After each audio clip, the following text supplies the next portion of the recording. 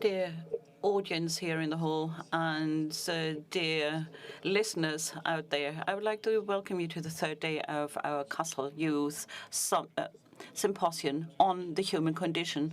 I would like to particularly welcome Hartmut Rosa, our speaker this morning. I'm going to briefly introduce him to you. Hartmut Rosa has been in touch with us for many years.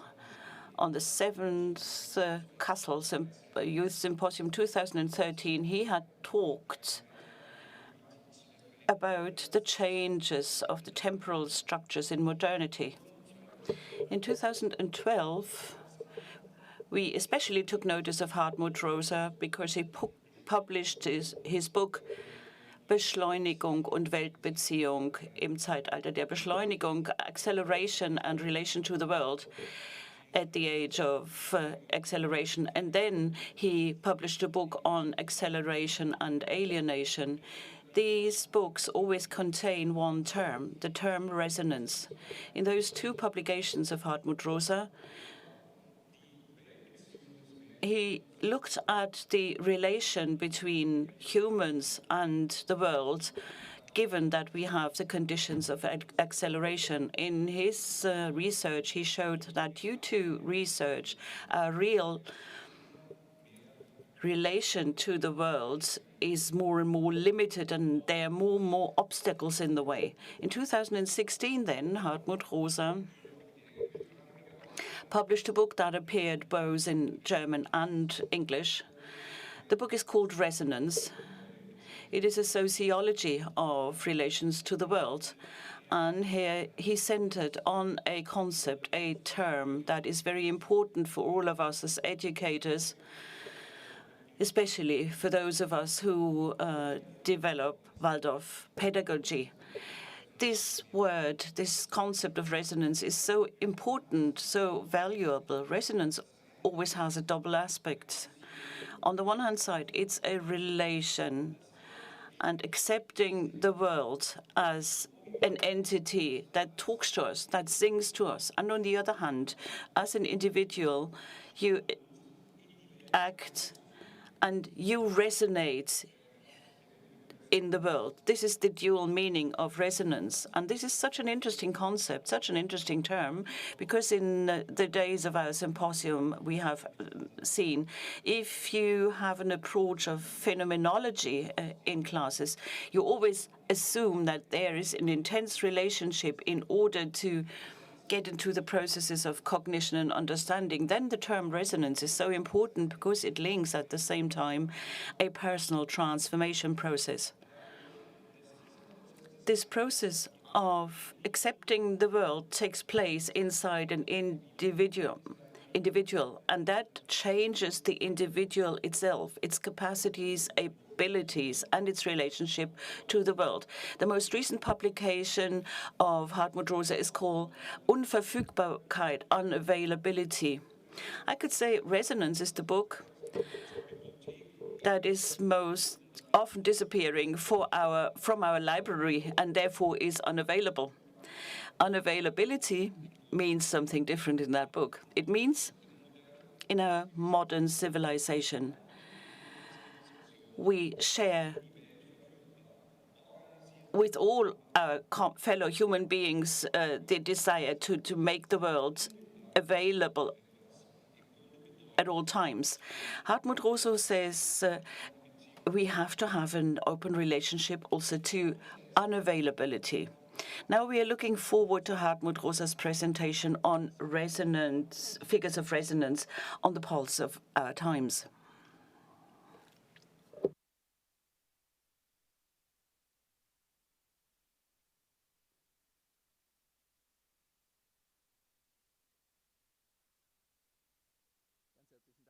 Thank you very much, Mr. Zech, for this kind introduction. Thanks for inviting me to participate in the Kassel Youth Symposium. I am very happy to see some real people here. And it's wonderful to be able to develop a resonance, especially in the discussion after my presentation. I like this youth symposium. As you've said, I was here in 2013, and I remember this event very well. Afterwards, some other events evolved on the basis of this youth symposium. It's a wonderful format. We should have such formats in the world of education. And we should also try to get together to think about what is life, how should our world be. We all work together.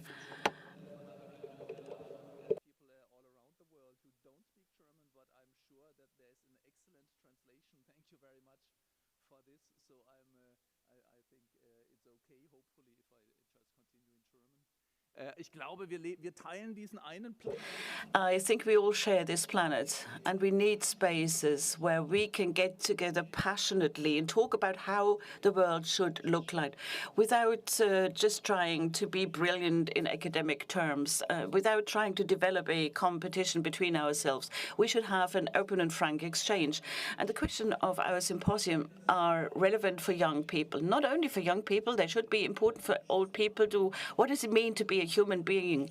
How does it feel to be a human being? Of course, it's a fundamental question for all of us, how it is and how should it be to be a human being. As a sociologist, I would always ask the question, what is it like to be a young person in this world? What is it like to be a young person in our modern society? At the end of my presentation, I'm going to ask the question, what is it like to be a young person in the times of the COVID-19 virus? I'm going to talk to you about it and with you about it. For us, it's interesting too. I am not going to such a conference because I think I hold all the wisdom I can impart to you from my ivory tower. As a sociologist, as social scientists, we depend on keeping our finger on the pulse of times, and this is only possible when you talk to people from all walks of life. You need to listen to the people. You need to hear from them. What is their experience? How do they feel during the corona pandemic? That is something that is not completely researched in sociology. If we want to know how it feels like, we need to get together, and this symposium provides a wonderful basis for it. We have only 50 people here in the hall, but we have got so many more listeners out there in the world, linked via YouTube. So it's also a kind of resonance. What I'm going to do, I'm going to talk about what it is like to be a human being. As you've said in your introduction, we have a very important concept, relation to the world. And if I want to know what it is like to be a human being, I think the first important answer is to say humans are always related to a world that they are situated in, that they move inside, they mix with that world. And I have to research this relationship if I want to know what it is like to be a human being. Secondly, I'm going to talk about what does it mean to live in our modern times, because I think this fundamental relation of humans and the world and the co-humans has developed a very special relationship in our modern times. It's unfortunately a feeling of aggression. There are some advantages but there are also some disadvantages that have something to do with the concept of acceleration. So I'm going to talk about our modern relationship, and I do think we need to change our world for ecological, political, and societal reasons. In the third part of my presentation, I am going to talk about why this modern relationship of aggression in the world is a fundamental psychological, sociological, and political problem. What could be the alternative? That's the next question. And this is what we are talking about. What does it mean to think the relationship to the world as a relationship of resonance? What could be the figures of resonance? And I think the educational idea as represented in this context is very close to the idea of resonance. Education is resonance as well. Of course, I can learn a lot, and I can consume all kind of substances in all meanings of the word, and this substance should be knowledge. But I mean, if I consume knowledge, if I just learn it by heart, then it doesn't mean anything. I can also use it to create a resonance and change and adapt. And then at the end of my presentation, I'm going to talk about what does the corona pandemic mean for you as young people, for your being in the world. Conditio humana, the human condition. This is the basic topic that we're exploring during this symposium. And I think the fundamental form of being human is to be placed in the middle of the world. There I have a quotation from a French philosopher, Maurice Merleau-Ponty. He says the first moment of consciousness, of perception, is, well, there is something. When you sleep deeply and somebody wakes you up, or if you've ever fainted, when you wake up after having fainted or after anesthesia, it happened to me once. I fainted once, and when you wake up, the first thing you notice is, well, there's something. This first moment is there is something present here. And this is a consciousness comes before I even know who I am. I had no idea after I fainted. I didn't know where I was and what is confronting me, but I noticed immediately there's something present here. And this is what happens to you every morning. The moment you wake up, you think there is something around you. That is to say, there's always this inherent relationship. There is a counterpart. Maybe counterpart is not the right word, because I am embedded in that something that is around me and that confronts me. So this Maurice Merleau-Ponty calls this être au monde, being in the world. And my thesis is, okay, let's think about what it is that we are confronted with and how we are related to that thing. And as a sociologist, I think that this entity that is here in the form of relationship, when you wake up, you have this feeling there's something, and maybe this thinking has something to do with your social conditions, your cultural conditions, because you might see this thing that surrounds you as something threatening. You can wake up and say, oh my God, there's something there, and it's threatening. I mean, if you have a bad dream, you would say, oh, there's something. You don't know what it is, but you have this feeling it's dangerous, it's bad. I do have my nightmares, and they always have this form. I dream, I wake up, and something is there. Something is standing next to my bed. This is not a nice thing to think when you wake up. But it's one form of experience of the world. Everything that comes my way could be potentially dangerous. There are people who have this response as soon as they encounter something new. Somebody's knocking at your door. They would say, oh my God, somebody's coming. They would be afraid. This is a fundamental form of relation to the world. The feeling of danger, of fear. I once got invited to China, for instance, and I thought, oh, China, isn't it dangerous over there? So this is a basic sentiment, a basic perception that the world is dangerous. But you also could say the opposite. Oh, there's somebody knocking at my door. Wonderful. Somebody's coming to see me. I hope I'm not getting too fast. I have a tendency of speaking very fast, and it's probably difficult for interpreters. You can do it in schools too. You're a teacher. You stand there. You say, "Is there a volunteer who wants to take the floor?" Well, some people might think, "Oh, wonderful. That can be interesting. I'll volunteer." Various reasons why you raise your hand to volunteer.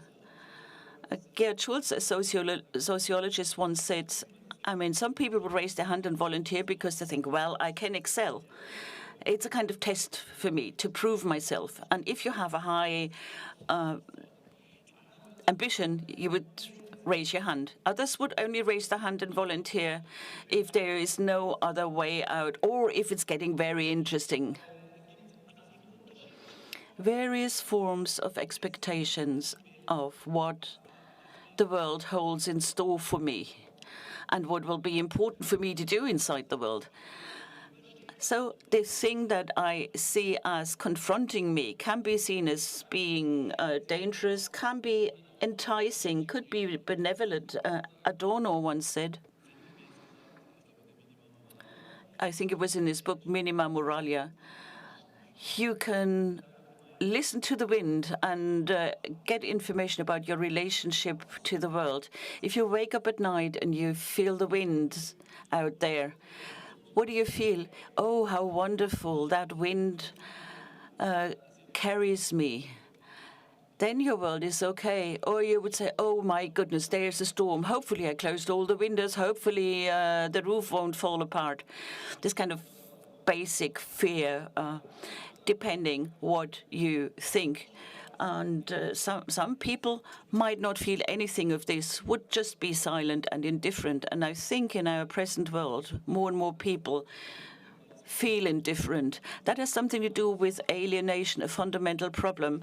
These people would say, well, there's something out there, but it has nothing to do with me. I don't like it.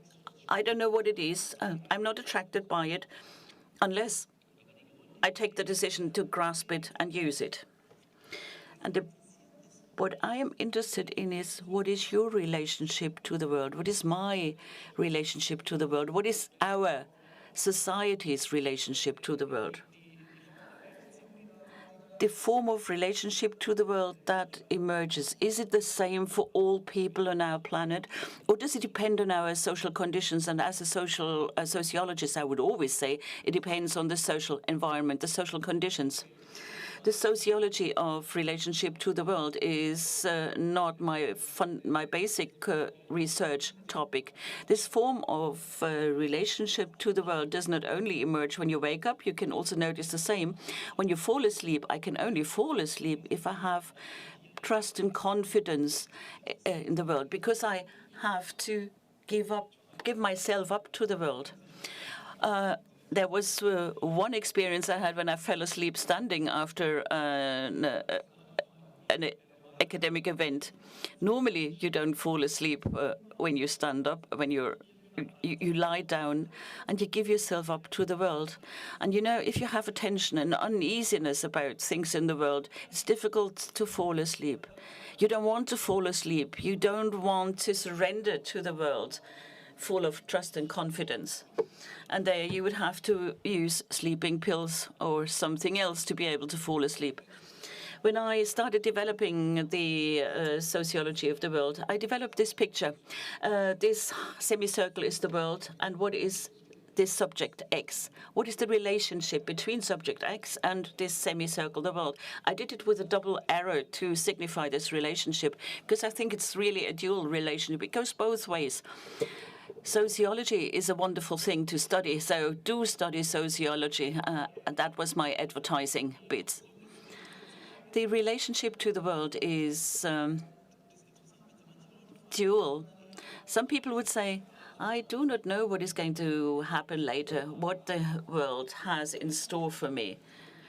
If you talk like that, you have this feeling you're standing at a fixed point and the world is coming your way and maybe passing by, and maybe something will happen. Maybe there is a good fate for you out there. Then you see yourself as being a static entity and the world is moving your way. But there's also the opposite perception. Those of you who are here in this hall are already advanced in your studies, and probably it is your task to go into the world. You want to explore the world, see the world, do something with the life that is given to you. This is the arrow pointing in the other direction in my slide here. Let's see what life will do with me. Being static, waiting for the world to come, or being mobile, going out into the world, approaching the world. If your basic underlying feeling is fear and threat, you don't want to wander out into the world. You only want to go as far as is absolutely necessary. It might be dangerous out there, but if it's attractive, you would say, yes, I'll go to Indonesia. I'll travel to the moon. Totally different relationships to the world.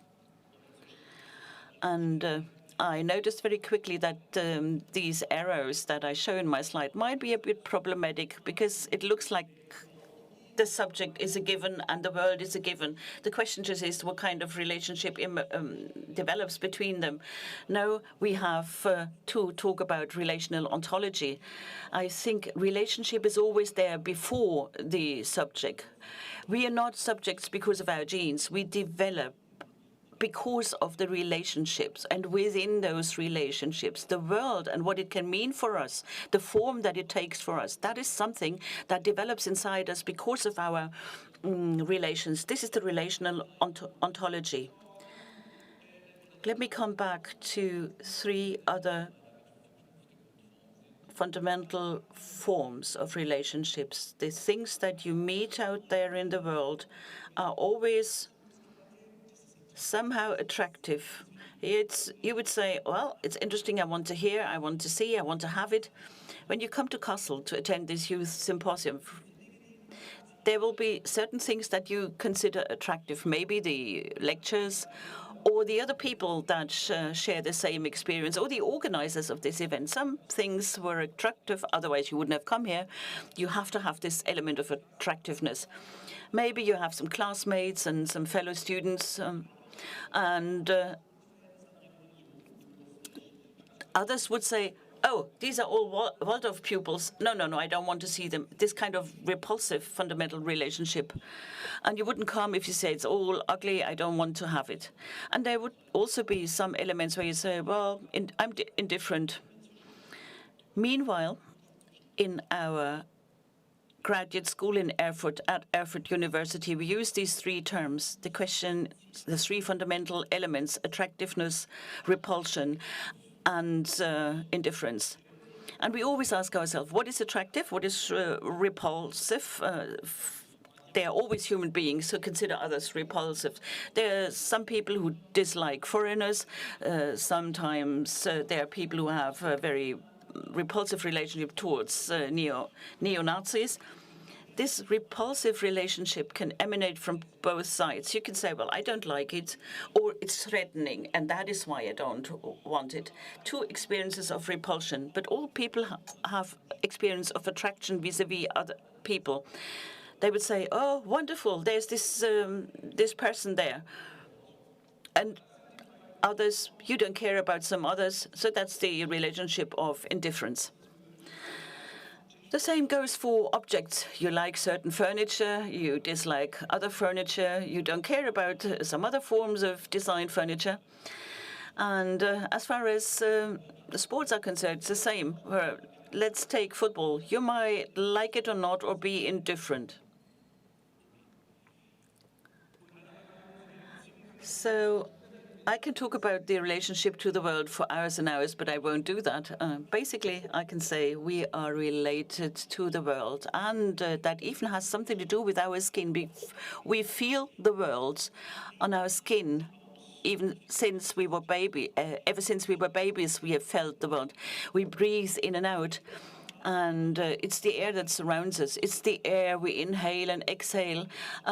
You do it without thinking, but in Corona times, we don't do that anymore. We think about it. The Corona crisis is a symptom of a fundamental distortion and disruption of our relationship to the world.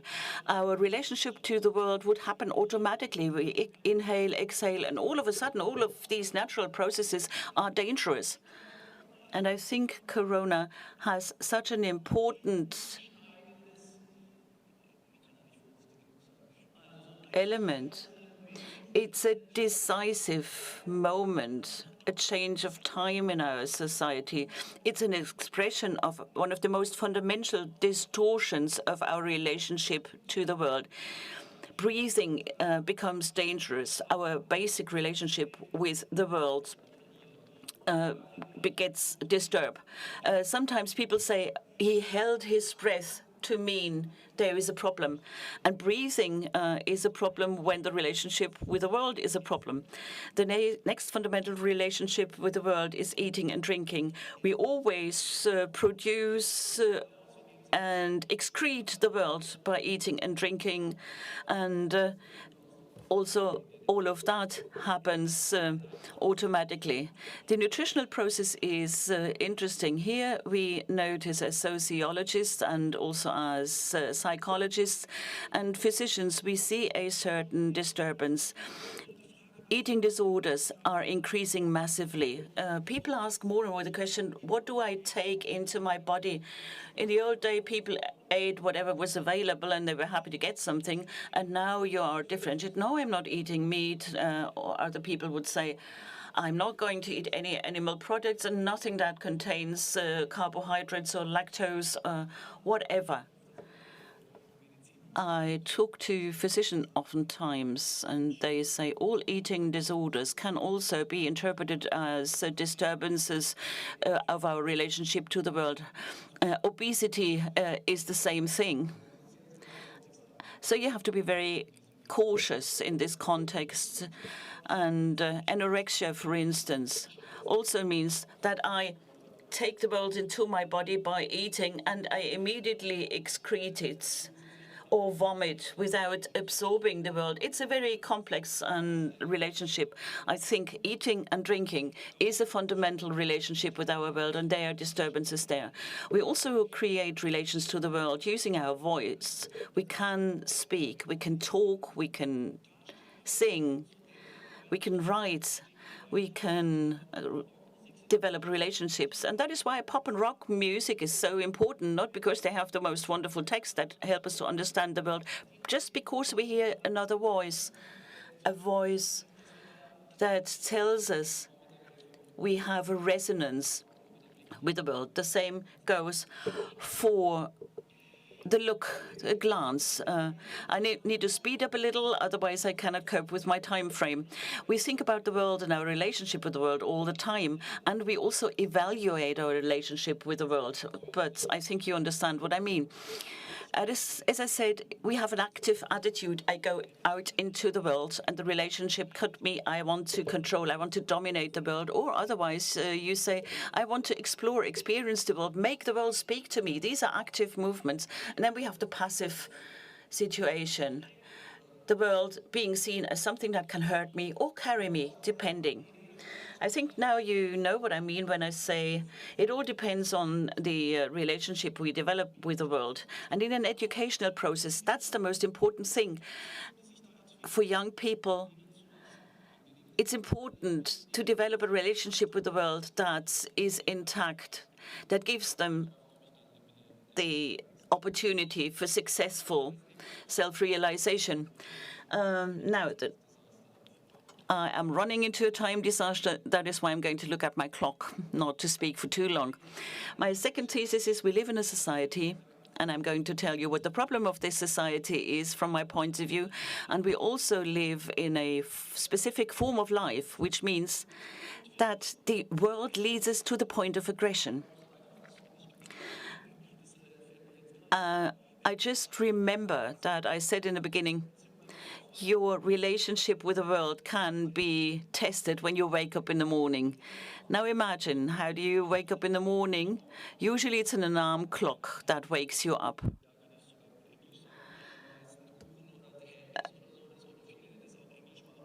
And it's interesting, we don't wake up when we wake up naturally because we slept long enough most of the time.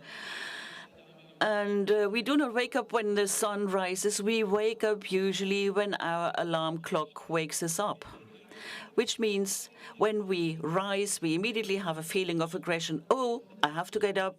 Classes are starting soon. I need to open my computer. I need to catch the bus.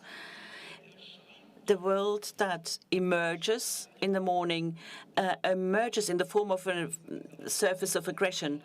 I still have to write my thesis. I still have to do this and that, or go for a walk, do something against my overweight, start my yoga exercise, do some rehearsal for Eurythmics or my guitar lessons. That is to say, the world encounters us, meets us as points of aggression, as Marcuse says. Activity always becomes dominance, and that means that every day, even as a pupil or a student, you have a to-do list, and there are studies confirming that most young people have a long to-do list. It might kill you, and at the end of the day, you will never have coped with all the tasks. So you have this feeling of guilt when you go to bed, not having done everything. So I think fundamentally, since we have a youth symposium every year, I have several summer academies, and I think the situation is a bit different there. When you talk to younger pupils in summer academies for talented young people, you would immediately see the reaction when I say world is a point of aggression.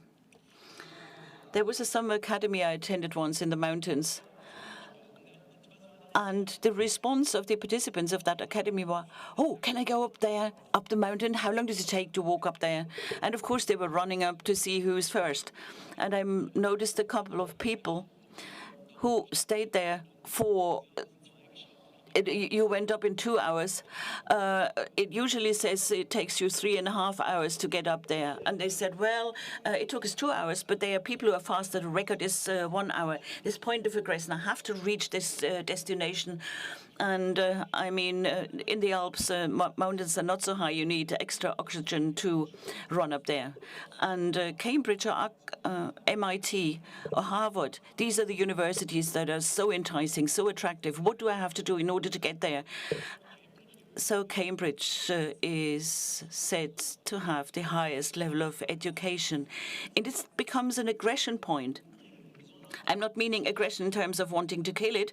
The point of aggression that you become aggressive to yourself and you want to reach this destination.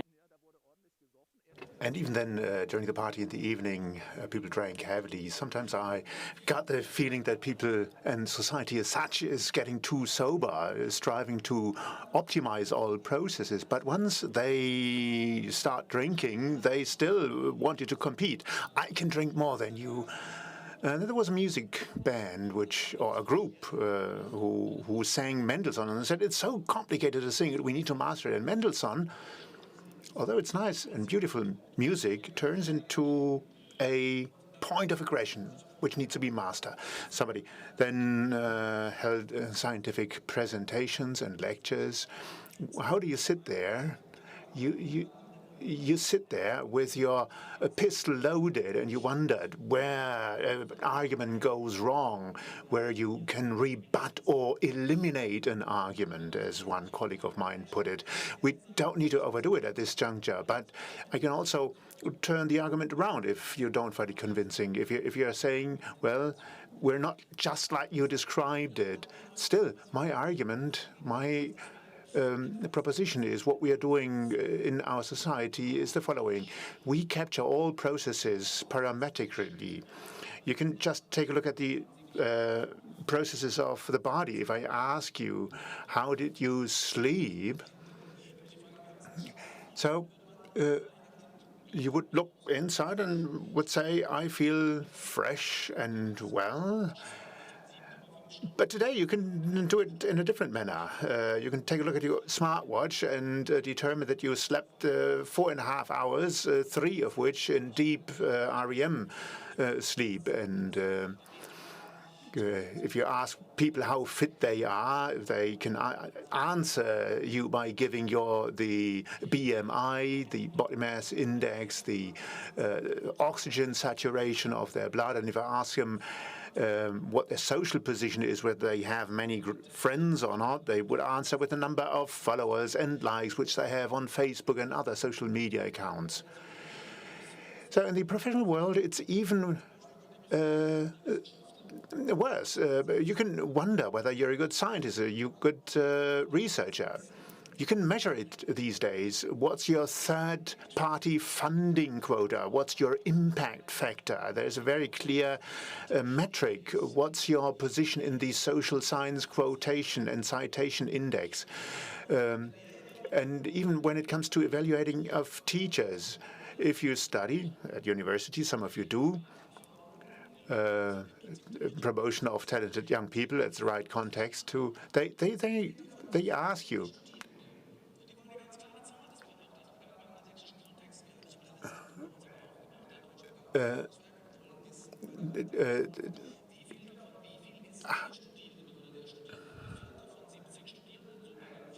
So how many students would be talented? What's the share of talented students? And they determine a metric, a quota, a ratio.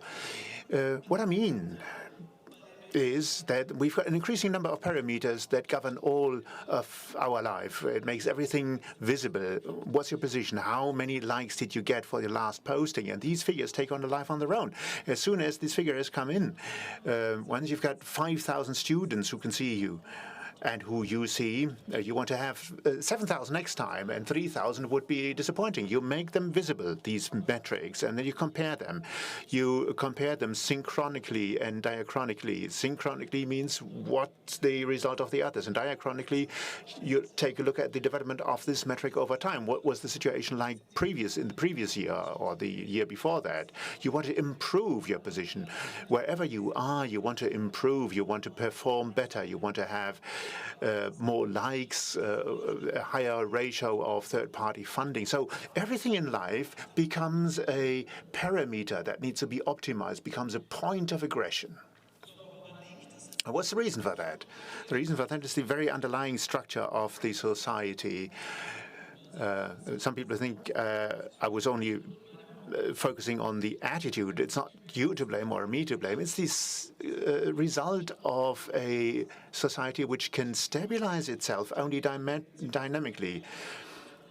The relationship to the world is anthropologically, philosophically, it's the hardcore sociological proposition is that a modern society is structured in such a manner that it can stabilize itself only dynamically. It needs to grow, bring about innovation, accelerate everything in order to keep the structure stable.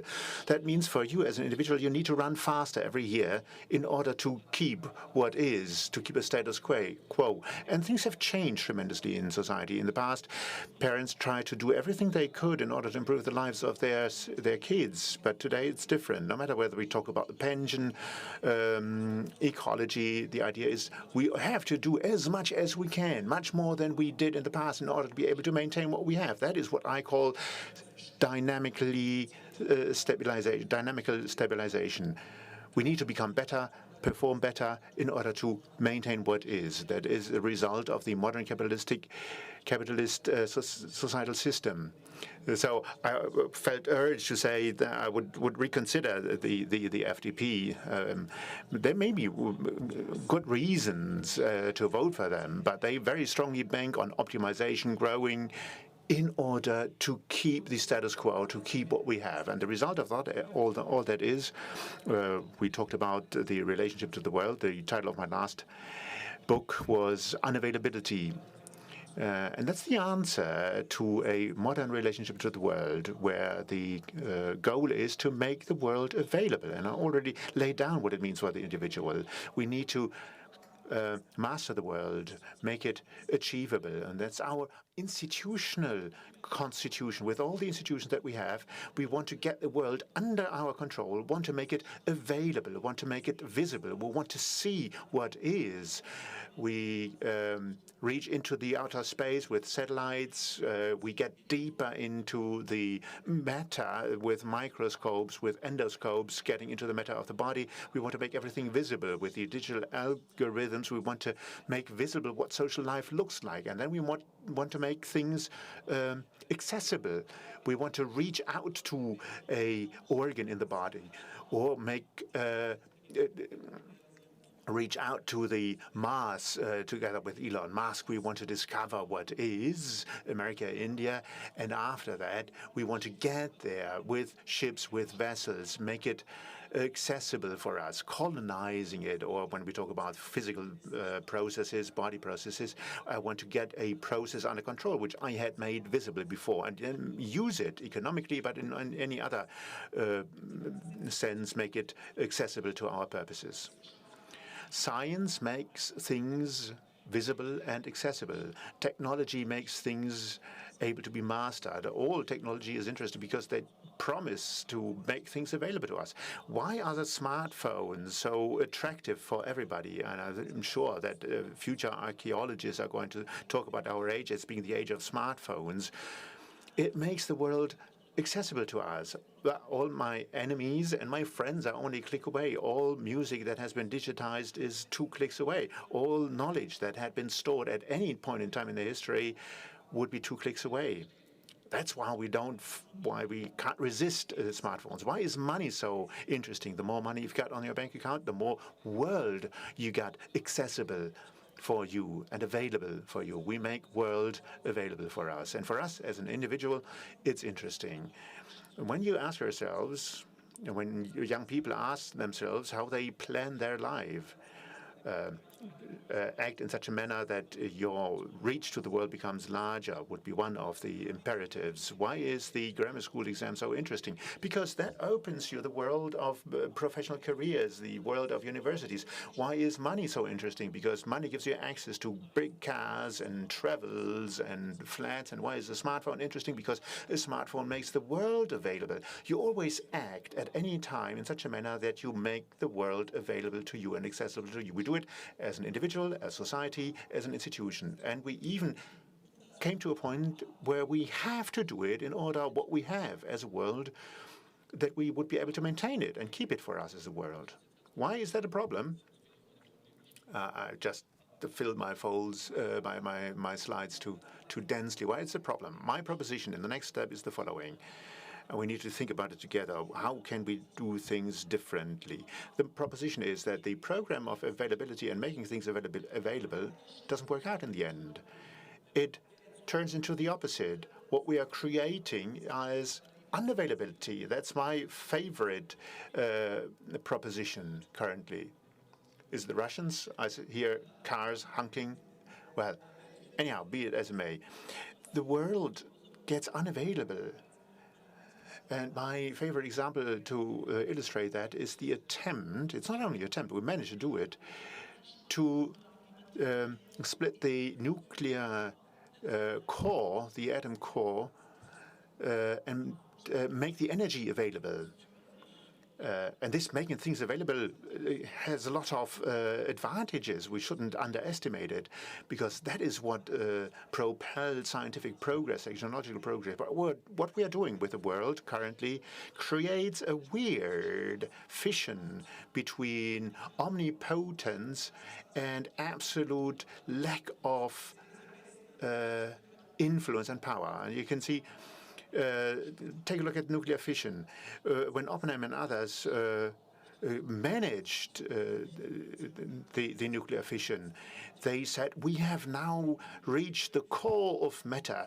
We can influence matter. We have become creators ourselves. The result of that was the radical experience of powerlessness, of the nuclear disaster, of the nuclear bomb. If that thing blows up, we can't do anything. And this is an experience that you're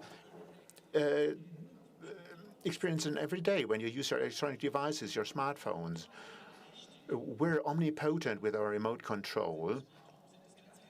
I can brighten up the light, make everything dark, make it hot and cold, and I can play heavy metal or just create quietness. I am omnipotent. I'm almighty until that smartphone stops working, which would mean that I can't switch off heavy metal, which means that I can't switch off my heating system anymore. And everybody knows it. Why and when do we develop these aggressions when one of those electronic devices tells us, hang on for a moment, hang on for a moment, hang on for a moment? You can't do anything then in such a moment. And there is a political side to all of that. My proposition here in this context is the world becomes available on the one hand, and totally unavailable, where you can't even open the next door. I was caught up in my car where I wouldn't be able to open the car. It's not that I would be able to open it with force and power and could slam against the door. No, it didn't work. So this is a moment that we're moving in, and that's something that illustrates our relationship to nature. Think of what we are so concerned about, climate disaster and destruction of the environment. We have made the world available as much as never before. We use the power and forces of nature. At the same time, we've got the feeling we're destroying nature and nature is destroying us. So that's that omnipotence and powerlessness. It's something that we also see in policies. All power emanates from the people, is what we find in the Constitution. The people is omnipotent. At the same time, we perceive ourselves as being totally powerlessness against the climate disaster and climate catastrophe, climate change. We've created a situation, structurally a situation, where the availability of the world turns into the world becoming totally unavailable. And that is basically also what we have experienced during the time of Corona. All of a sudden, out of the blue, everything that had been available becomes unavailable. Even breathing begins to become difficult. We can't even travel. We can't go to the football stadium. Corona is a monster of unavailability. The worst thing of Corona is that we can't even see, smell, taste that virus. It's totally, absolutely unavailable to us. We can't think too much about it. So the proposition is the following. If you look at the environmental disaster, and if you think of a political event like Brexit, it hadn't been planned for, it hadn't been foreseen. And if you're still an FDP fan, even the financial markets have become totally unavailable. Nobody knows how they work. It's a monster of unavailable. There may be chain reactions that nobody's able to control. This attempt to make the world available turns into a complete unavailability, which has also an internal side to it. The world that you have made available. I'm a subscriber of Spotify. I fought against it for 10 or 20 years, and now I have become a subscriber. I fell into the abyss and got hold of a streaming service. It's just like I said before. I can listen to the entire music of the world, and as a result of that, I just don't want to hear music and listen to music anymore.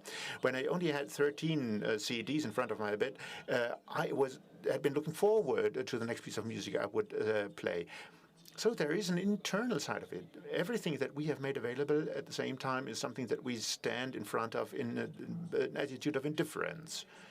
Now, can the relationship to the world be thought of in a different manner? Does it always have to be about making things available? We all know and suspect that it's possible to have a different relationship to the world, which we are all urging for.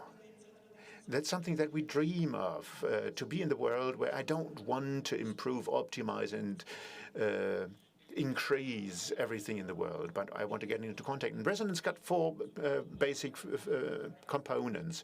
Take a thing like this youth symposium. You either find myself annoying. A member of the audience once wrote me, "If I only hear your voice, it just puts me off. It's just enough for me." Well, I can't help there. But what is more probable is not a situation of annoyance, but something of an indifference, where you hope, hopefully that guy will be finished his lecture soon, where another component would be repulsion. But at the same time, it might be that resonance takes place, effication, something that talks to you, that you can relate to. You wouldn't sit in this symposium indifferently, but you feel moved, you feel touched by something. French sociology once said, "Somebody calls me." And I think we want to get that call. We want to get touched.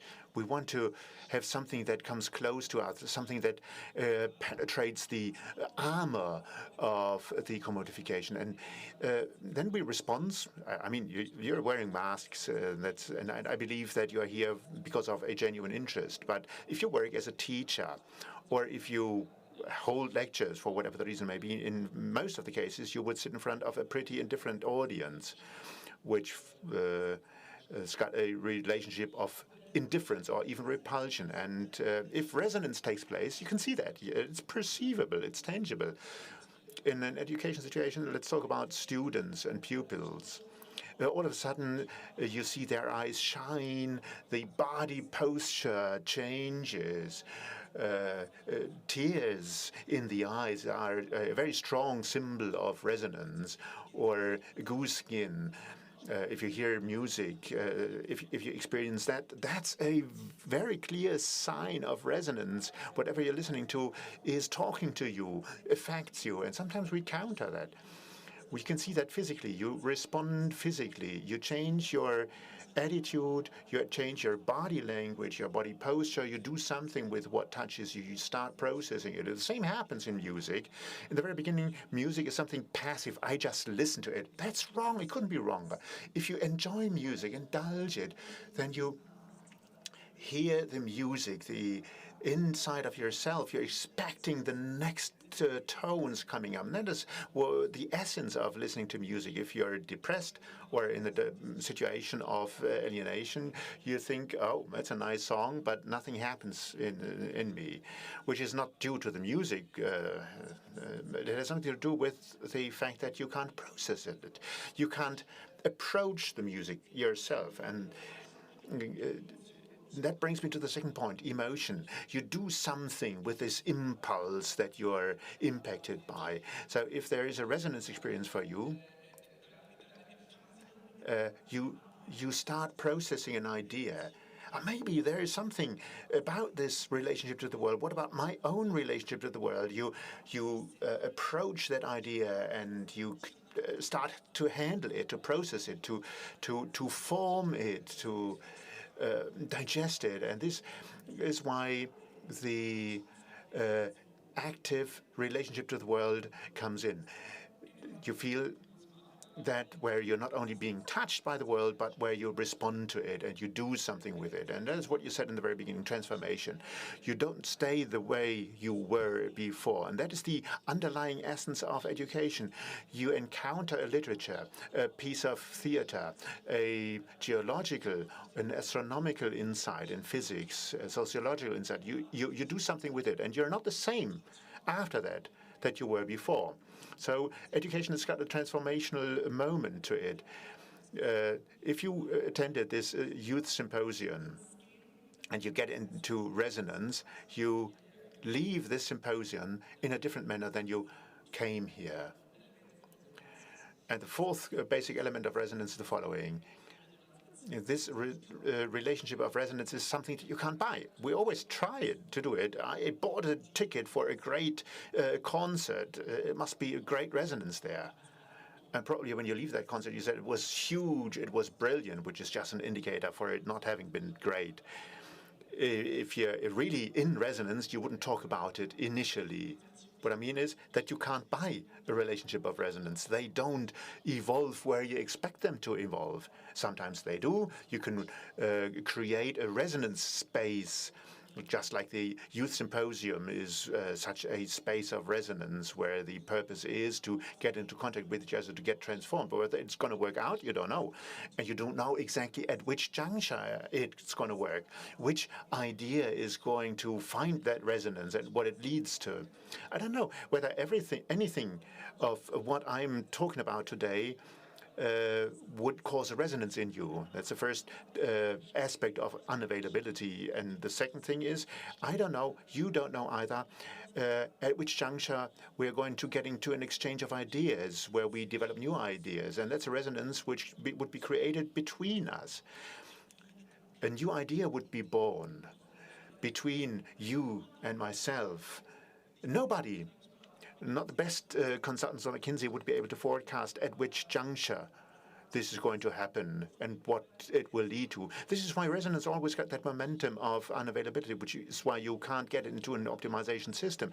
If you live a life where you improve this parameter and this parameter, and you go to Oxford and you've got very clear objectives. You want to process this and that, and you never will experience a resonance relationship, because resonance is always open, is not result-oriented, and that is why resonance cannot be easily linked to a concept of ongoing improvement. And now I have to speed up.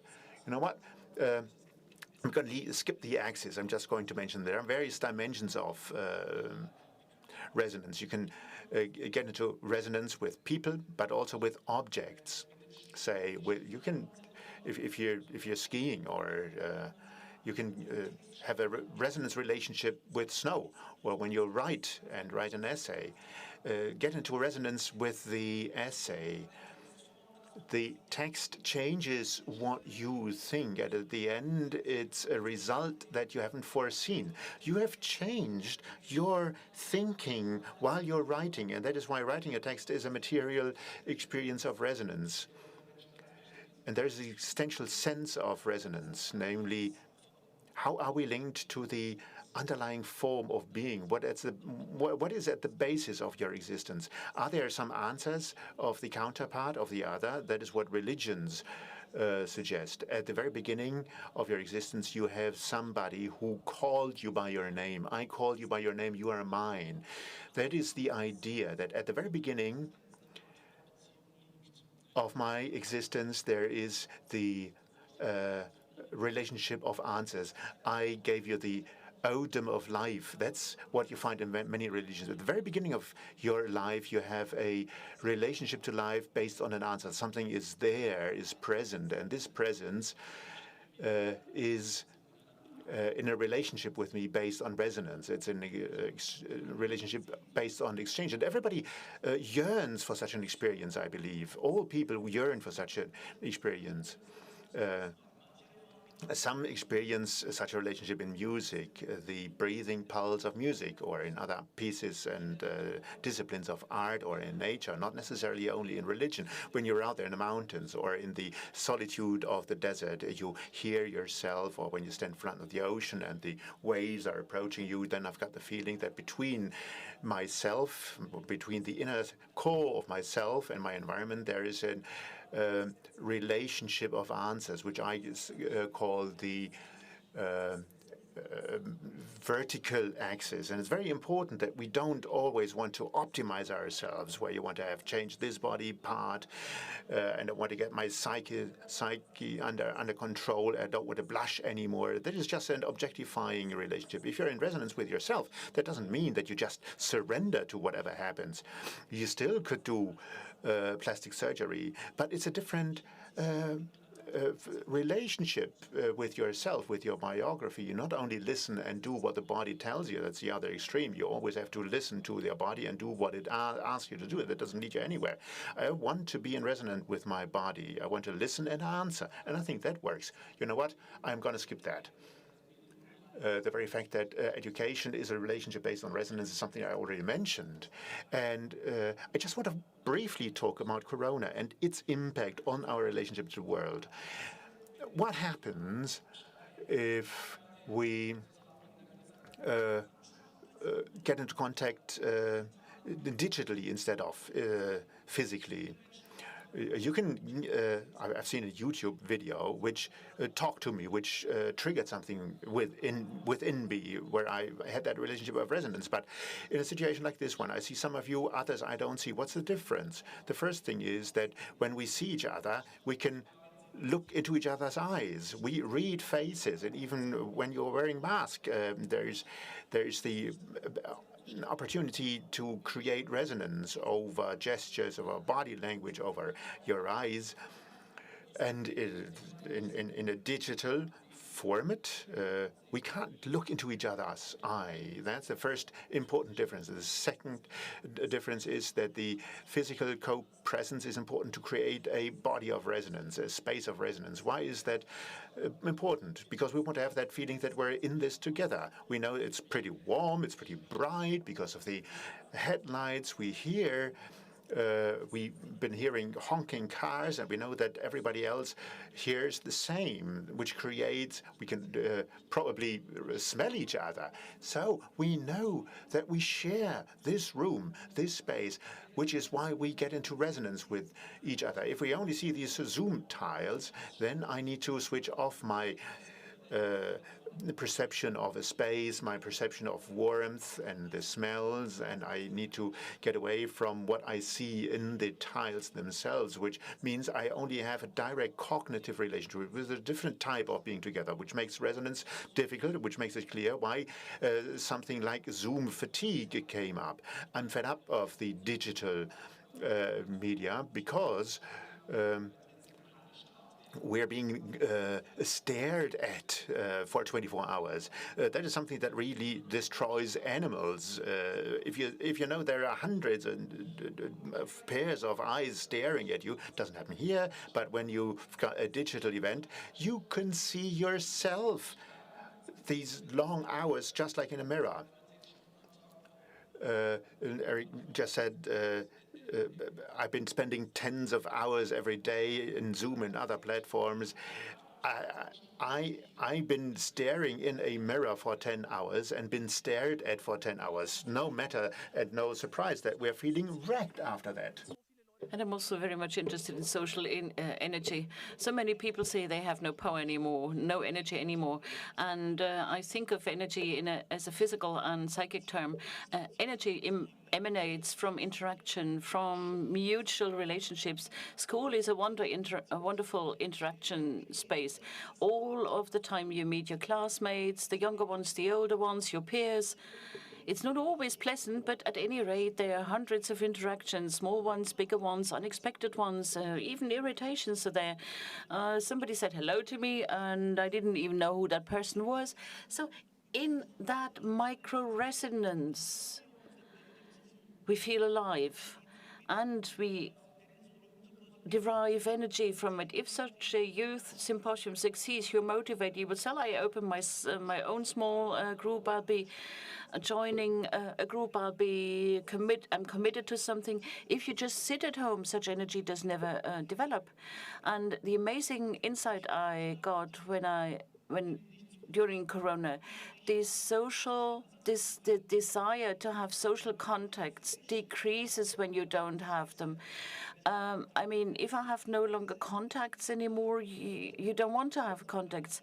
I mean, you can even meet your close friends during Corona times, but all the people you're not so closely related to, you wouldn't meet them, and you start not missing it anymore. So people say, I don't want to see my friends anymore. Well, I could see them now, and going somewhere to a theater, to a symposium, no, I don't want to do that anymore. But the moment you do that, you all of a sudden become aware of what you have been missing subconsciously all the time. And I mean,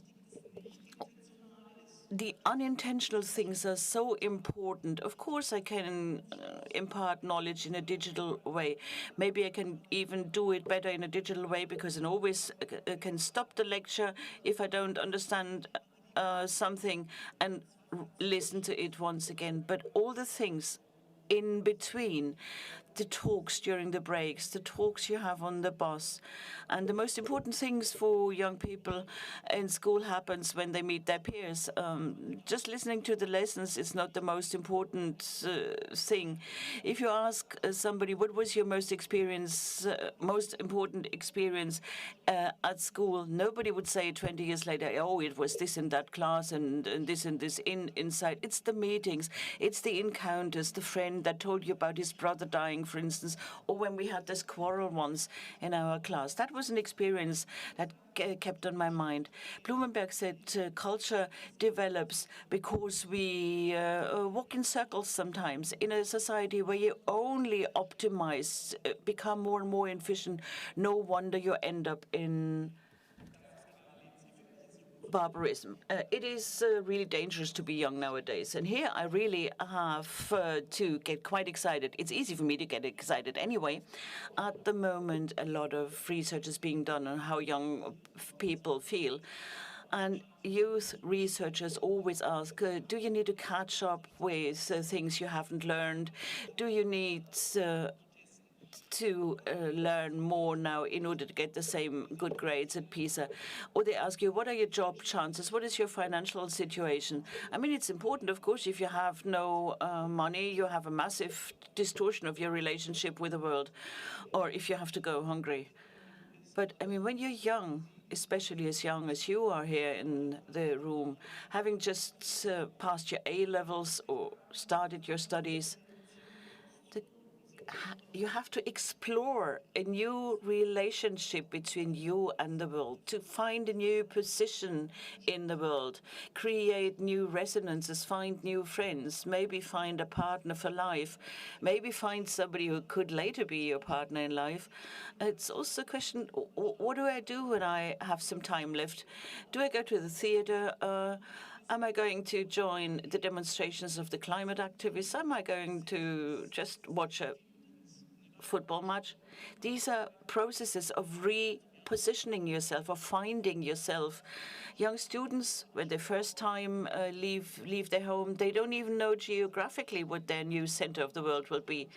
If you are as old as I am, you would have a job, you would have your family, you would have a house, and you had your friends.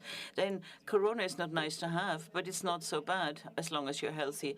But if you've just enrolled at university, you have no physical place to be in times of Corona. You don't know, where do I find my place in the realm of politics or religion? All of that is a negotiation process.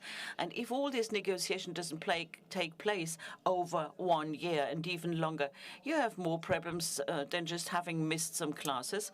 I mean, you can always catch up with learning, but young people of your age have massive psychic problems. And we even have a triage in psychiatry. There's so many young people who need help. They're depressive, they're even suicidal, but we do not even have enough doctors and clinics to provide care to all of them. So this is something that people do not notice, but indeed it is true. Many of the young people would need help. They feel a crisis, a psychic crisis, a crisis in their life. They have depressions, they have burnout symptoms. And of course, young people, if they try to get help, you can't find a doctor. And sometimes people are too shy to ask to try and find medical help. And even self-help groups that have been founded now to take care of people who have psychic problems at the moment. What do we do in order to get out of that situation? We have to focus more on our relationship to the world, and instead of just focusing on resources and optimization. So that might sound a bit optimistic, but if we all work together, we can make it happen. Thank you.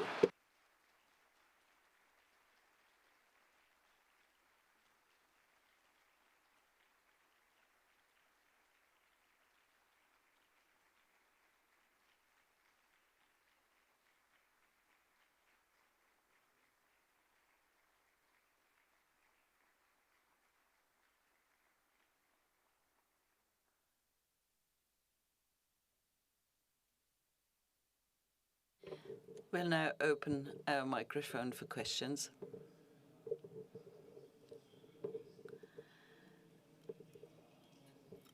If you have a question, come to the front so that you can use the microphone. You don't even have to ask a question. You can add your own observations. You can contradict me if you want to.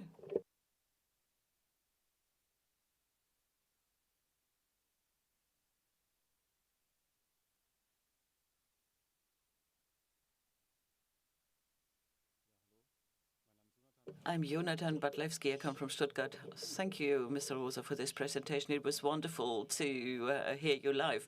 I have read your books. I have watched all your YouTube movies. It's wonderful to have you here in person. My question is, how do we get out of this monster of unavailability? You have given the example of the smart home. Other people, for instance, would say, well, I mean, we have to get even better than that. We need to use technology, optimize equipment and technologies. And 20 years from now, we will not have a situation anymore where you are not controlling everything because your smartphone breaks. How do we get out of this spiral? And my question to you now is, we always look at things and evaluate. And there we have a normativity problem. We live our life the way we do at the moment, constantly under the urge of optimization. And of course, if we never get out, if we never think about what we do twice, we will never get out of this spiral. We could solve all problems if you knew how to get out in general. It's a good question, first of all. It's the core question. Maybe there are two core questions. Do we have to get out? Should we get out? I do think we should get out of the spiral of optimization. The question is how we do that, and that's your question. Here, I think it's important to note, first of all, that the logic of availability is in us. It's not the bad system out there. It is not something alien influencing us. It's inside ourselves. As I noticed, I'm using a streaming service now. Of course, you have many advantages. Things you find very hard to come by would all be out there on the internet. So it's so enticing to find a technical solution, optimize your software, make the software more stable. And maybe the next step would be to optimize us by implanting chips in our brains. So we have this strong desire to have things available. And what are we wishing for? What do we desire? In my book, I say happiness is always an experience that you have, is something at least is unavailable. There was this dream of making the whole world available. We pursued it for 250 years. It's not easy to give it up right now. I would even say, honestly speaking, we need a revolution as radical as the revolutions that took place in the Middle Ages. There was not just this one single reform. There was no such thing as a panacea. If we had come together in the medieval times and we would have thought about how do we reach modernity, we would have said it's impossible. We have so many social and political and cultural barriers. My only hope to overcome the present state is to develop counter-narratives, counter-concepts that does not only say making things available is bad. We should talk about the dreams we have of the other state we wish to reach. But maybe it's all about monsters too. I didn't think about that profoundly yet. I mean, look at the financial market crisis, look at the Brexit, and look at Donald Trump, an erratic leader that does things that make the world completely unavailable. You don't know what will happen to the world. You cannot calculate anymore. With Trump, with a guy like Trump at the helm, you cannot use your algorithms anymore to predict. So if we have this, we will have catastrophic changes. So our insight is we need to have cultural learning, and availability is not guaranteed if you have proper technology. I do not have a proper answers. Maybe we can go back to Adorno. I always said Adorno has one problem. He only criticizes. He is pure negativism, and that is why I wrote the book on resonance, because I said I need to have a positive countervision. Criticizing is not enough. And now when people ask me, so, okay, what do we do politically and economically? I have this feeling, oh, Adorno was right after all, criticizing, not providing a solution. I cannot always say, these are the 7 steps we need to do. I mean, first of all, a basic income for everyone, unconditional basic income, then a haircut for all the people, for all the countries that are in debt. We need a paradigm change, but how it is going to look like, I don't know.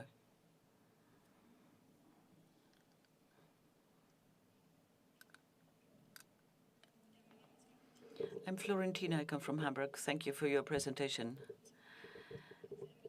For me, it was really, it made me enthusiastic.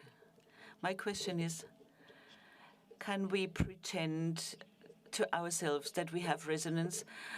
You talked about climbing a mountain. If you have a certain problematic situation and you see that's a challenge for yourself, a challenge you want to overcome, like you want to perform, you want to have the best performance, is that a self-deception? Is that a kind of an experience of self-efficacy? And can we interpret it inside ourselves as a resonance, although what it really is an aggressive relationship to the world? Yes, that's a very good and interesting question. Can we simulate resonance? Yes, I can do so by pretending that I would answer to you, and I say it's a great question, and I think what a lunatic. Well, I'm not doing it, but I can of course simulate resonance. I got the hope that you would notice this sooner or later.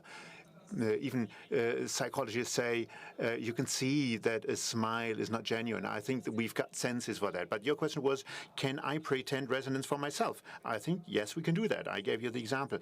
We buy tickets for a great concert for a lot of money, and then we need to convince ourselves of the money being worth it. So we're saying then when we leave that concert, it was great, it was overwhelming. So we pretend to having had a resonance experience. A sensual overwhelming is not a resonance. Of course, I can be impressed by the volume and by the light show and by the rhythm. I saw an advertising in Vienna, be overwhelmed by the largest swan lake of all times, more than 1,000 dancers on stage. I will be impressed, of course, but that's not resonance, because that transformation wouldn't have taken place where you were touched existentially. I would say, together with Adorni, and that was one of the concern of my former boss, Jans-Joachim Giegel, and it took me some time to understand it. They said, also Marcuse, sometimes we forget the difference at some time. Sometimes we might believe that being overwhelmed is resonance because we don't make that experience of resonance anymore. Being self-effective means that you've got things under control. That's what you could think, but that's not what I'm meaning by being self-effective. One thing is, and I mentioned it in my book, one thing is that I've optimized things, I put it off. The other thing is that I can achieve being transformed and experiencing resonance. Of course, you can satisfy yourself with and be satisfied with gaining these 15 scores or whatever. You assert yourself. You've got experience of being self-assertive, but you don't have any experience of resonance, and the line between it is blurred. You can take one for the other, but it's not the same. So therefore, I believe that the largest challenge for institutions of education is to facilitate experiences of resonance and to make people understand what the difference is between simulation, simulated resonance, and being overwhelmed, and the genuine resonance. I'm Sven Erik, and I have to say, before the presentation, I had a lot of questions when I looked at the title, and I've got even more questions right now. But the main point where I stopped was, it's an important point for me, was the sentence where you said, by trying to accelerate things, and we try to maintain the status quo while we accelerate things and developments. In doing so, we're just standing still. In terms of technology, we're becoming more efficient, getting ever more optimized, but we can't make progress. We don't move forward. So my question is, we need to advance. Progress, to my mind, is innovation, of course, but if we really stand still, it's not really progress what we're making. So the question is, how can we achieve, how can we create an experience today?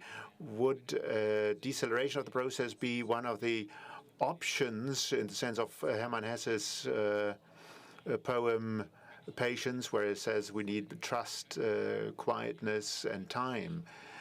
So how can we manage in our society to create a picture of trust, a situation where we got a little bit more time to be able to move forward, where we get away from the noisy environment, but would be able to contemplate quietly and get into a resonance? Thank you very much for this question, which I believe is very, very important and a very good observation. I coined a term, the accelerated standing still. The sociologists can show that we can't make progress. What I called a dynamic stabilization, growing, accelerating innovation, was linked with an experience of progress. We were able to overcome poverty, disease, lack of time, but we can also show until the year 2000, until that time, the cultural awareness dominated the minds of people that our children are going to find a better world than the one we're living in, and that kind of disappeared. The Agenda 2010 that led to Hartz IV, social security system, was justified by the understanding that if we don't do it now, we won't be able to do it in the future. It's not the goal that we are approaching, but rather an abyss that we fall into if we don't move. So therefore, this kind of perception of progress has disappeared. It's interesting. Still, the question is, don't we need, in spite of all that, an idea of progress for us to become active? Because otherwise, everything would be lost in the very first place. And that's why I would bank on the idea of progress.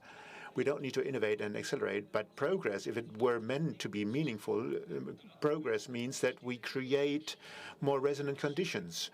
And that can include deceleration. I first wrote the book on deceleration, and then people called me the deceleration pope or the prophet of deceleration.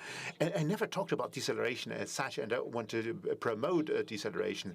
If you turn a problematic thing around 180 degrees, it wouldn't turn better. A slow internet connection, a slow fire brigade would not be nice. A slow roller coaster wouldn't be good because it was just a crash. So if you have to rush to the station because my train is going to leave, I can't get into resonance with you or with the cat or with the child that's playing or with the music that I hear from the church.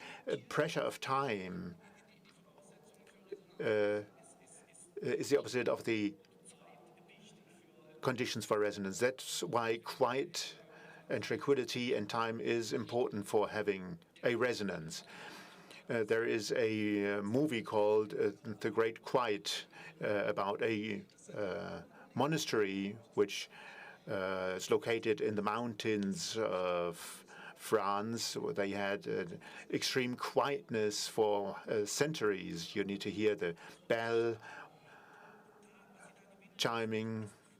And what you gain there is different attitudes of being in the world, which doesn't follow our modern logic of speed and acceleration. What we need is to recover spaces and experiences of resonance. It's not enough to do that.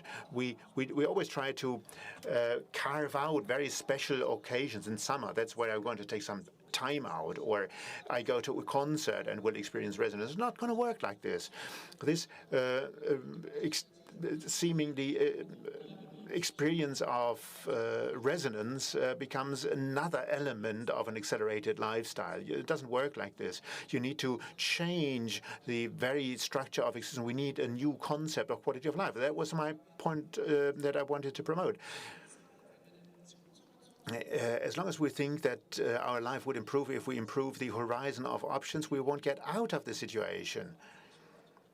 So my hope would be if we spell out this idea of resonance. What does it mean to be in resonance with nature, to be in resonance with children, and open up spaces of resonance for children? Then we could restructure society, and quietness, tranquility, and time will play a very important role in such a society.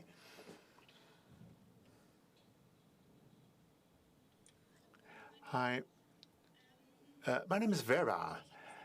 I was very happy about what you said about culture. Culture means to take digressions, and I wanted to think about creation of spaces of resonance, because creating a space of resonance is also something like where you take digressions.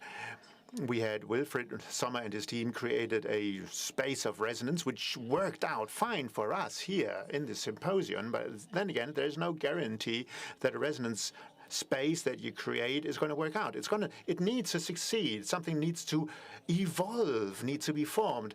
At which juncture would things work better in the attempt to create resonance in a space of resonance? And where would it not work?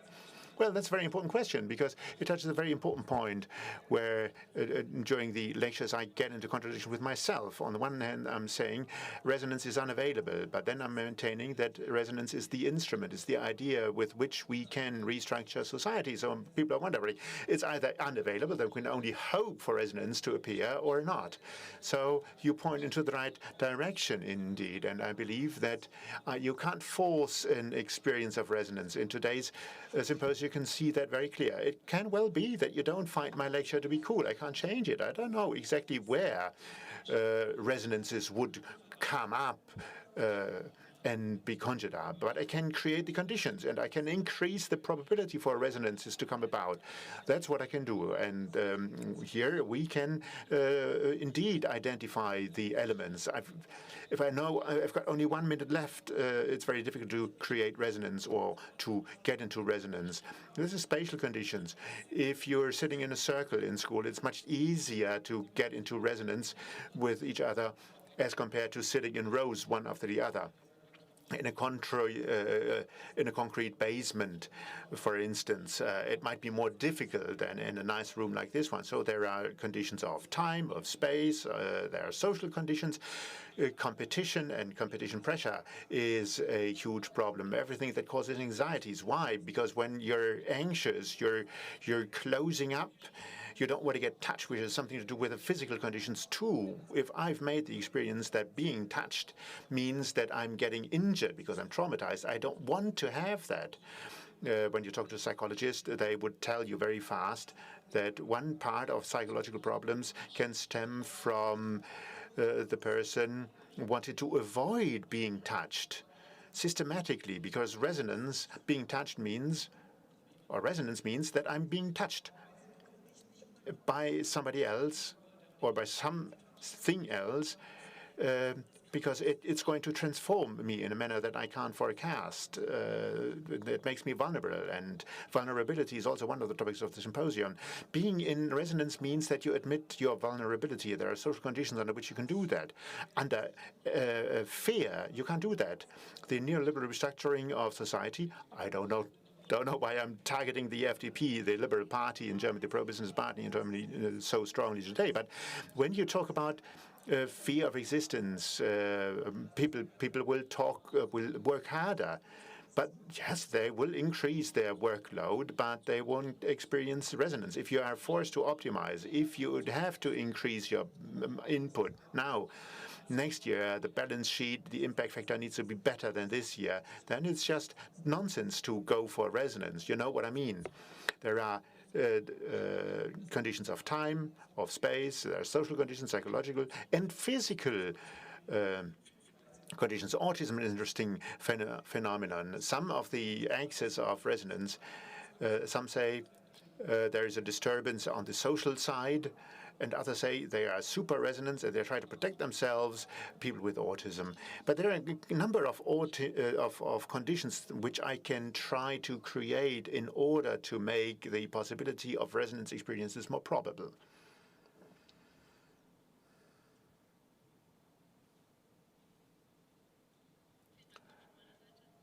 Yes, thank you very much for your lecture. I'm Teresa from Bavaria. My question refers to the very beginning of your lecture, where you said that the very first thing that we notice is that there is something outside of us. Where does this egoism come from? When the very first experience that we are making is that there is something other than us. Could this egoism be the result of a deficit of resonance?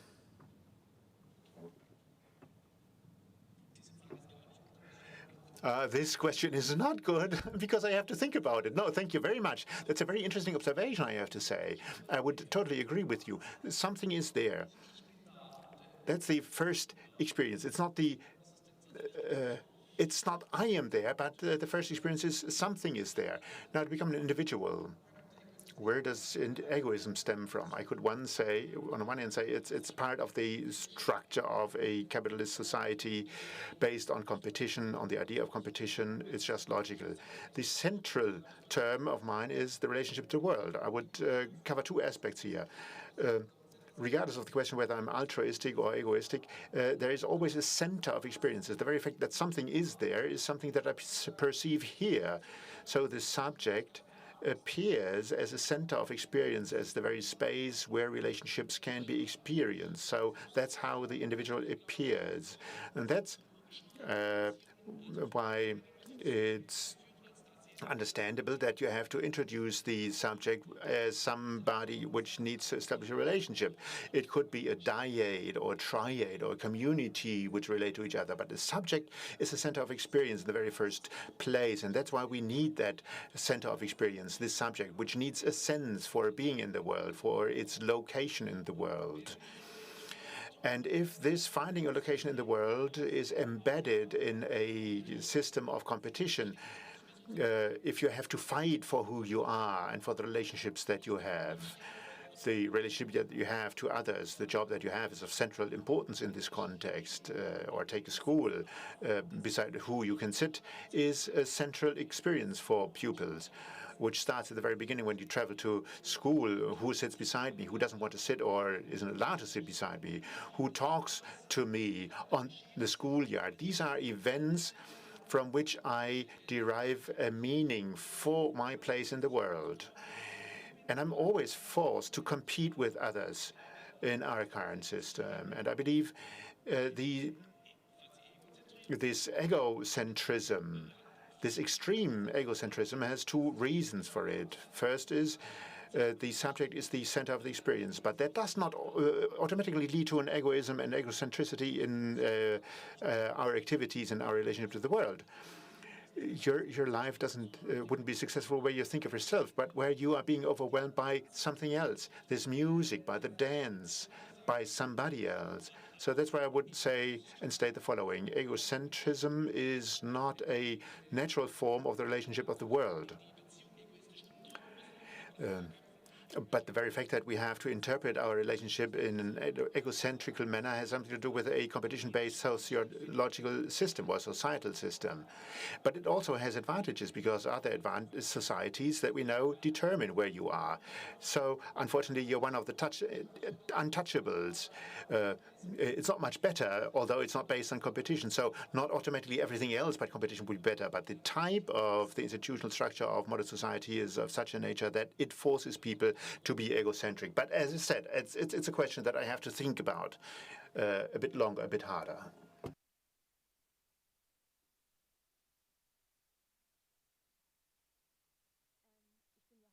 I'm Johanna.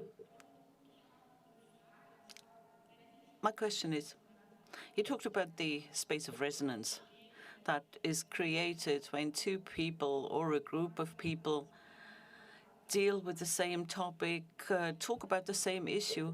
And all of the time, I think of the social plastic, according to Joseph Beuys. And I think this is exactly what he described, this resonant space. Do you see parallels to that? It's also a good question. I really have to deal more with boys. I must admit I didn't deal with boys, but it's the third time in the last 2 days that that people talked about boys. I know he had quite a few ideas that were in the same line. I don't know whether it will really succeed the way he wanted to do it. You cannot simply create resonance, and whether we are successful or not, that's an open question. I mean, even if we have a mediation, you always have two resonant axes, several resonant social axes between several people. that deal with it, the creator of art, the object of art, the recipient of art. Rilke's poem, Torso of Apollo, is my favorite poem. He says you have to change your life. It's just a torso that he talks about without a head on. But indeed, art can create this strong experience, doesn't maybe need the social access so much to achieve this. But I think in such spaces, resonant relationships can exist, both social resonances, self-resonances, and material resonances. You cannot force this resonance to happen. Resonance is always a relational event. So whether resonance is created, yes or no, I don't know. But I must honestly say, I am not an expert as far as Beuys is concerned, but I think that is what he meant. He wanted to create resonance.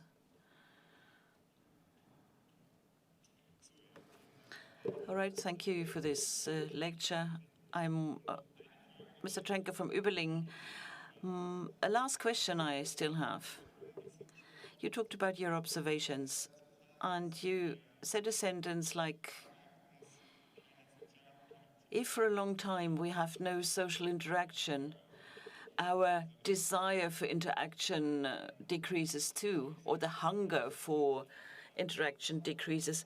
That's a very good sentence. I noticed, I had this feeling during the pandemic, and once you ventured into a social environment, all of a sudden you felt how good it is. How come this happens? I mean, you basically know that resonance is a good thing to have. We feel all right when we have this resonance.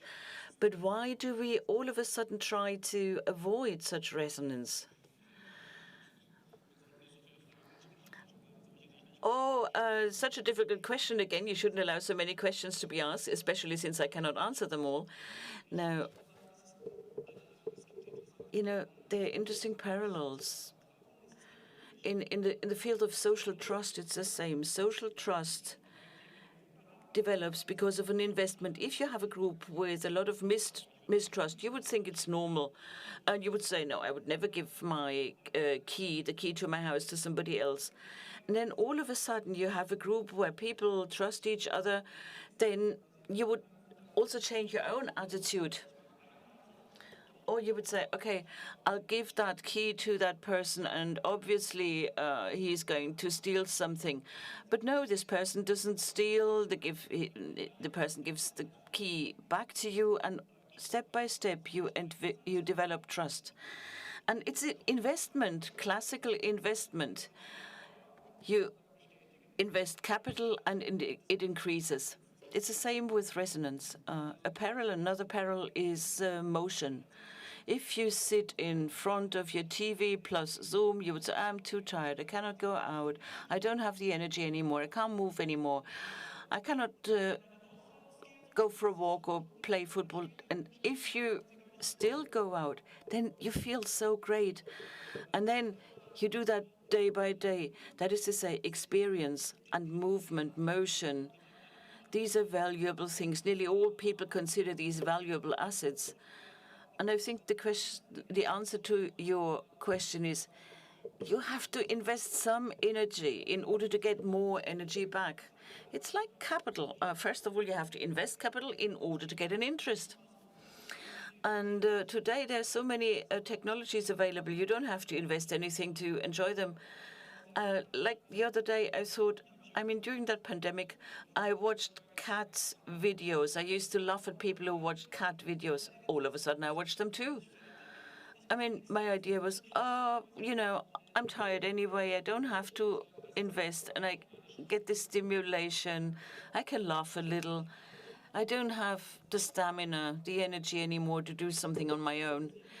Cannot invest into social relations. It's also cumbersome.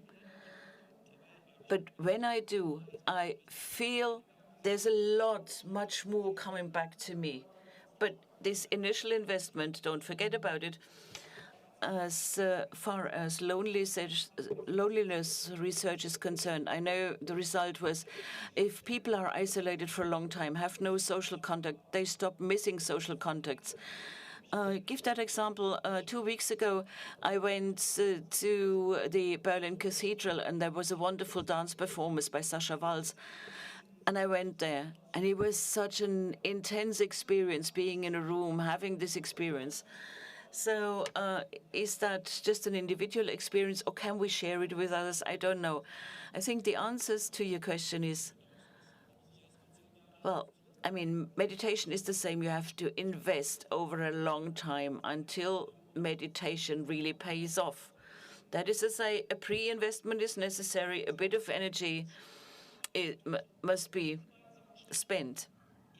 And the worst thing in our situation is, if we go on like that, we will not only have not enough energy to invest into social contacts, and all of a sudden we do not even miss it anymore because we do not remember how it feels like, and then we might totally lose resonance.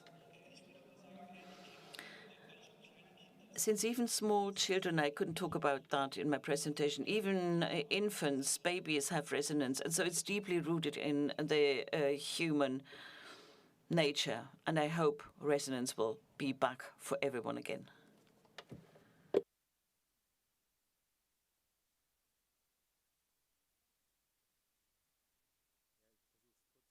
I try to ask a brief question.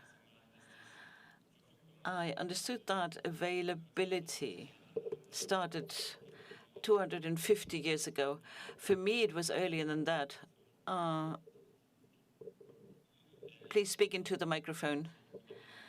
I think this making things available started with the agricultural revolution. People started to make plants available to them by cultivating them.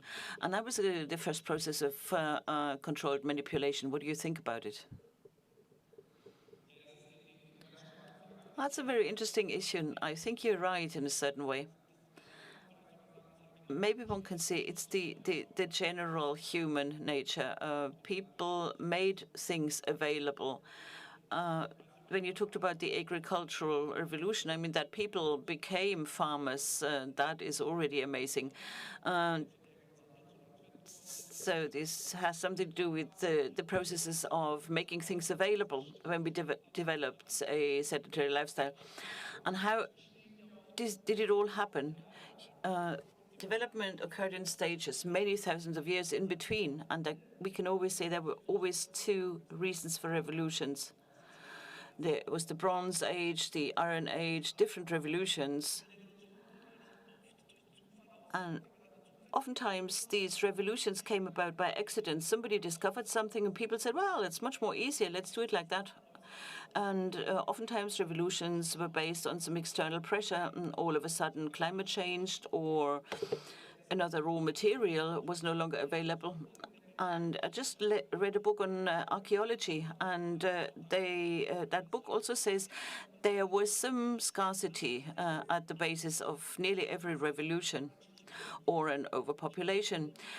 Generally, we have our impulses. People are always curious, we want to learn, and sometimes it's an external pressure, it's scarcity. Now, for the last 250 years, we have generated a system, formed a system that we need to increase availability in order to keep up our present standard of living.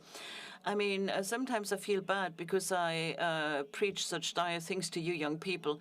And look at this Silicon Valley. You have all these disruptive changes. This is what I want, disruptive new technologies. And this is, again, a completely disruption of between the things that used to be there.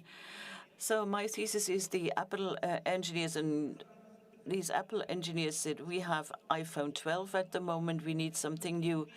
We need to make more available and develop new MacBooks. Otherwise, our share price will decrease. Otherwise, we might enter into economic problems. So it's a self-fulfilling prophecy, faster, faster, all the time. And that was something you did not have during the times of the agricultural revolution. So maybe I should come back with a second lecture sometime. All right, before I close this online meeting, I'd like to ask you, all of you who have listened to the online English interpretation, please give a round of applause to the interpreters. They had a very fast speaker indeed.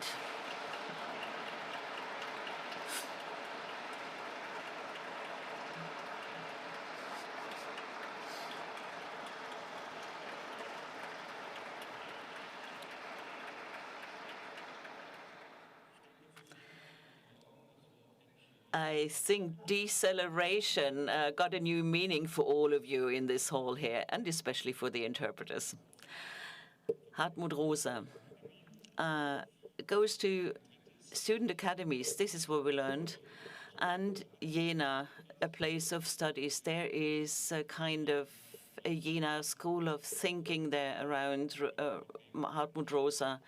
Interesting place to study, Jena. Hartmut Rosa, I would like to thank you for being here today. And this brings us to the end of our morning online session.